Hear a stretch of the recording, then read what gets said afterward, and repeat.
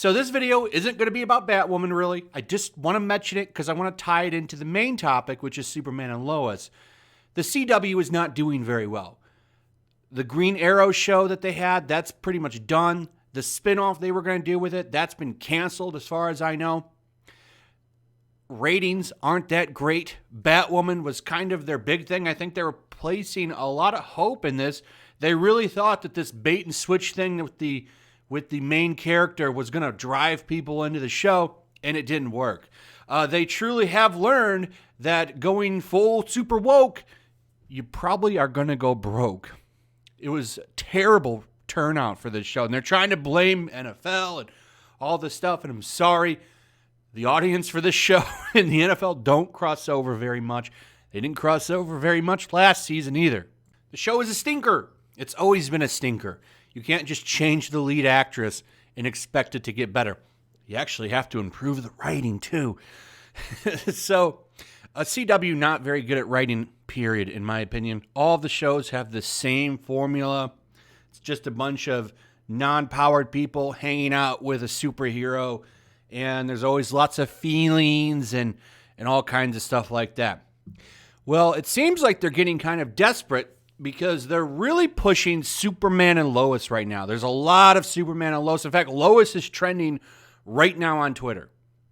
Surprise, surprise you. It's not Superman that's trending. Got to get rid of that old dirty man. Get him out of here. Lois, the true hero, the true champion, the true super person. That's how the CW is going to set it up. Now, here's the interesting thing. I've read the first episode script for this show. It's not very good. I don't think this is going to be a good show, but I'm a big Superman fan, so I will review the show. I will watch it. I'll try to give it a chance, but I don't have a lot of hope for it. The show is basically taking a lot of liberty from the Superman Rebirth arc that DC Comics did a while ago, which was a fantastic run, by the way. You should check it out. It's basically about Superman and Lois living at Kent Farm, like they're going to do in this, but with their son John. And it's really about Superman being a father with his son, Superboy, because, Superboy, or Superman, like John Kent has his powers. Now, they're changing this up and giving them two kids. One's going to have powers. One's not going to have powers. The one that's going to have powers is, of course, going to be this introverted, feelings are my thing kid. Always sharing my feelings. I'm the sensitive one. The one that's not going to get powers is going to be their jock son. The very popular kid, the one with that's good at sports and everything. So you can already see that they're going to have, going to take down toxic masculinity and promote sensitive man. Lois is probably going to cuck Clark the entire season, and we're probably going to barely get any Superman stuff. You could easily do this show if you just followed the Superman Rebirth line, but they're not going to do that. But that's not what's really interesting. The interesting thing here is how the CW is kind of out of nowhere started promoting this show. Was this where, they need a man to save them now? Superman, and it's, what the thing is, the show's already been filmed. You can't bait and switch. You try to pull people in for Superman and you make the show about feelings and Lois. It's not going to work.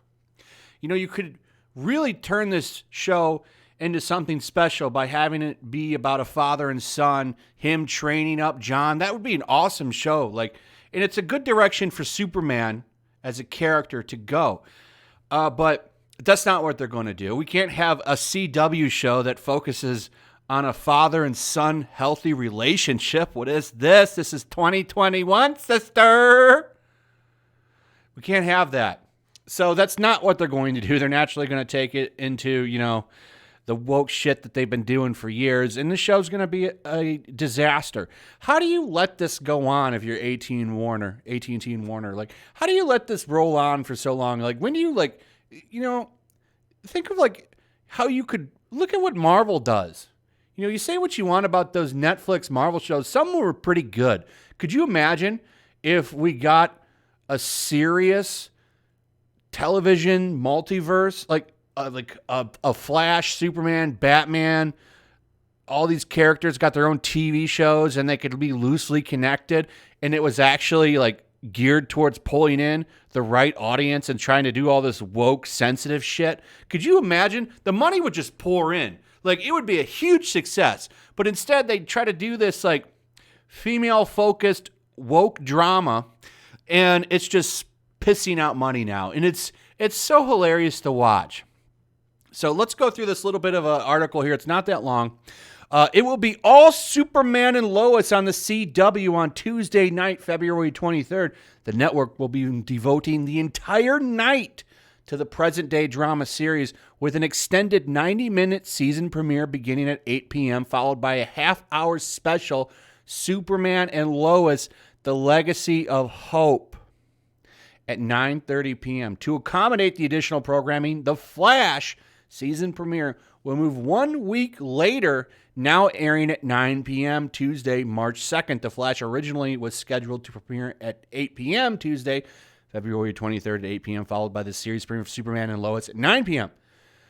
Superman and Lois Legacy of Hope will feature sneak peeks and interviews with cast of the new series, as well as special guests discussing the legacy of the Man of Steel. Superman and Lois hails from The Flash, executive producer Todd Helbing, DC Universe architect, and Greg Berlanti at Warner Brothers TV. And then a couple other people here. Here's the official synopsis here, and I want you to listen to this and tell me if this sounds like something you would want to watch. Complicating the already daunting job of raising two boys, Clark and Lois must also concern themselves with whether or not their sons Jonathan and Jordan could inherit their father's Kryptonian powers as they grow older. Jordan's the new character. I don't understand why they're throwing this wrench in there. Maybe looking at this as seeing the stuff that they pull all the time. Like one of them, because, one's going to be a jock, one's going to be sensitive. Of course, this is going to be how the sensitive man boy overcomes the alpha jock, so therefore taking down toxic masculinity. I guarantee you they're going to do that. Returning to Smallville to handle some Kent family business, Clark and Lois are reacquainted with Lana Lang, a local loan officer who also happens to be Clark's first love, and her fire chief husband, Kyle Cushing. We're going to have a little bit of a love triangle there, I bet. Uh-oh, that's what Superman fans are really looking for. The adults aren't the only ones rediscovering old relationships in Smallville, as the Kent sons are reacquainted with Lana and Kyle's rebellious daughter, Sarah. Ooh, another love triangle, maybe. Maybe the one without the powers gets pushed aside for the sensitive man boy. Maybe that's what it'll be, huh? But of course, a lot of room to talk about feelings in there. And, that's a CW staple. So, of course, there's never a dull moment in the life of a superhero, especially with Lois's father, General Samuel Lane, looking for Superman to vanquish a villain or save the day at a moment's notice. Meanwhile, Superman and Lois return to Smallville, and their world is upended when a mysterious stranger enters their lives. Who is that? Lois Lane's boyfriend? Hey, Clark, honey, I'm going out with my boyfriend. Okay, dear. I could see that. We'll introduce a new polyamorous relationship into these super families' lives, only on the CW. This show, I don't have a lot of hope for. I'm going to watch it, and I'll do reviews on it, talk about it. I hope it's good. I hope I'm dead wrong, and I hope it gets really good and turns into a great show. I really do, because I love Superman. I'm actually a huge Superman fan. Love Superman. Always been a big fan of his. So I'm hoping that this is good, because it could be. This could be a great show. All you had to do was follow Superman Rebirth storyline. I mean, it sells itself and prints money. Will they follow that and make money? I don't know. I hope they do. How they just didn't get Brandon Roth to come back and do a show based on the Christopher Reeve centered character that he did in Superman Returns, I don't know. I would have thrown all kinds of money at him to at least get him to do a friggin' miniseries, but they didn't do that. We'll see what happens. I hope it's good, but it is funny to me that the focus seems to be shifting just a little bit away from Batwoman. I guess CW does need a man in their life after all. Anyway, Thanks for watching. Let me know what you think in the comments below. Do you think this is going to be a hit? Are you excited? Do you care? Let me know. Also, if you would, please like and subscribe. Make sure you're still subscribed. Share the video. Hit that notification bell. And I'll see you guys on the next one. Peace. Also, if you want to help support the channel, check out my Teespring store. There's a link in the description. You can find some merchandise in there that you might want to check out.